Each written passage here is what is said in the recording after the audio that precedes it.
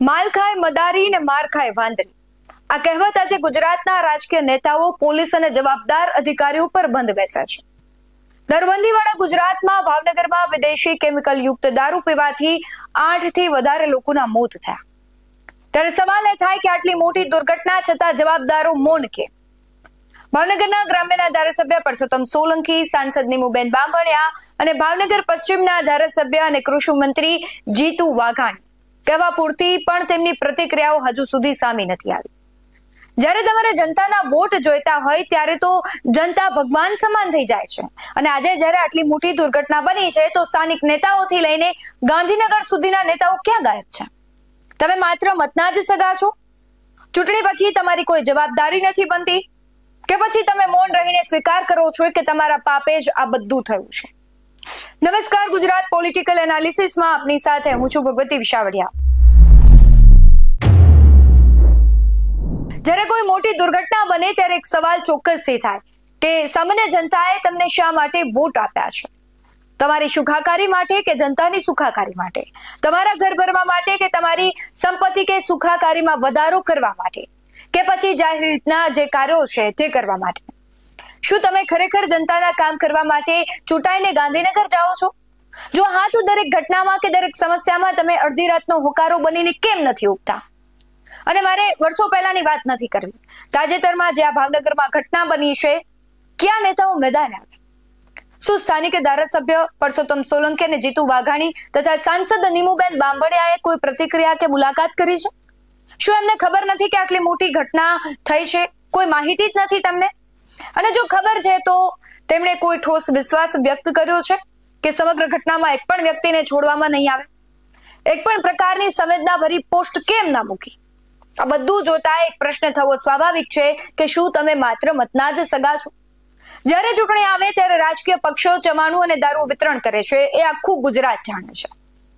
એમાં સત્તાધારી પક્ષ પણ આવી જાય અને વિપક્ષ પણ બાકી ન રહે. વિપક્ષ કે પક્ષના કોઈ નેતાઓએ કઈ બોલવા જેવું રાખ્યું જ નથી, કઈ બચ્યું જ નથી. તમારા બધાની ભૂલે આજે જનતા બધું ભોગવી રહી છે. અને આ કોઈ પહેલી ઘટના નથી કે ભાવનગરમાં વિદેશી દારૂમાં ભેળસેળ થતા 9 લોકો છે તેમનો જીવ ગયો હોય. પણ આની પહેલા અમદાવાદમાં બની છે, બોટાદમાં બની છે અને રાજકોટમાં પણ ખૂબ મોટો લઠ્ઠાકાંડ થઈ ચૂક્યો છે, જેમાં અનેક લોકોના જીવ ગયા છે. પણ એક સવાલ એ છે કે દારૂબંધી હોવા છતાં આવી ઘટનાઓ બને તો જવાબદાર કોણ? દારૂ ઘુસાડનાર, દારૂ પીનાર, દારૂ વેચનાર, દારૂના હપ્તા લેનાર, દારૂના હપ્તા આપનાર, કે પછી દારૂના નામે ચાલતા કાળા કારોબારને ખબર હોવા છતાં ચાલવા દેનાર? હું ખાલી તમને રાજકોટની વાત કરું ને તો તમારું હૈયું હચમચી જશે, કારણ કે રાજકોટમાં તાજેતરમાં ટીઆરપી અગ્નિકાંડ થયો હતો. એ દ્રશ્યો આપણે જોયા હતા કે રાજકોટના ધારાસભ્ય રમેશભાઈ ટીલાળા ઘટના સ્થળે હસતા હોય તેવો વિડીયો સામે આવ્યો હતો, અને બીજી બાજુ ધારાસભ્ય ભાનુબેન બાબરિયા તો જાણે કઈ ખબર જ ન હોય એમ કેટલાય દિવસો બાદ સ્ક્રિપ્ટેડ સંવેદના વ્યક્ત કરી દીધી. અને આ નેતાઓથી એક કદમ આગળ છે આપણા ભાવનગરના ધારાસભ્ય અને સાંસદ. તેમની નિષ્ક્રિયતા અને તેમની જે બેજવાબદારી અને તેમની કહેવા પૂરતી સંવેદનાઓ આજ સુધી પણ તેમણે વ્યક્ત નથી કરી. આજ દિન સુધી પરસોત્તમ સોલંકી, જીતુ વાઘાણી કે નીમુબેનની એક પણ એવી તસવીર કે વિડીયો સામે નથી આવ્યો કે પછી આ લોકોને ઉપરથી એવા આદેશ આપ્યા છે કે આપણે કંઈ બોલવાનું નથી, કારણ કે આપણો વાક છે એટલે ચૂપ જ રહેવાનું છો. જો તમે બોલ્યા તો તમે મર્યા, અને એના કરતા ન બોલીને તમે ગાળો ખાઈ લેજો જનતાની. આવો કોઈ આદેશ છે ભાજપના નેતાઓને? ખરેખર રાજકારણીઓની સંવેદનશીલતા ક્યાં ગઈ છે? અને ખેર, આ રાજકારણીઓ છે એ સંવેદનહીન થઈ ગયા છે, એ અહીંયા સાબિત થાય છે. એક આપણે કહેવત હોય ને કે જેની માથે પડે એ ભોગવે, બસ એવું જ કંઈક અત્યારે દેખાઈ રહ્યું છે કે જનતાની માથે દુઃખ પડ્યું છે તો જનતા ભોગવે. પોલીસે હપ્તા લઈ લીધા છે, એનું કામ પૂરું થઈ ગયું છે, તપાસના નામે અત્યારે બધું ચાલી રહ્યું છે. તપાસની રીતે ચાલવાનું છે. અરે, કોઈના બે વેણ સારા કહેવાથી માણસનું દુઃખ દૂર નથી થઈ જતું, પણ માણસ તરીકેની માનવતા તો છલકાતી દેખાય. પણ જો ખરેખર માનવતા જ હોત તો આજનો દિવસ જે કપરો છે એ જનતાને જોવો ન પડે.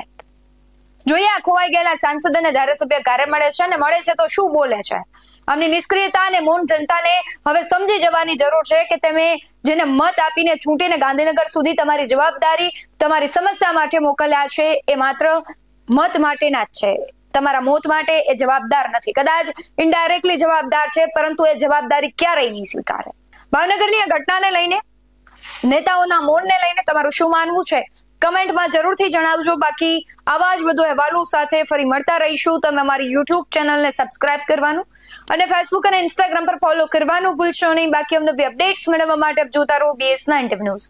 નમસ્કાર.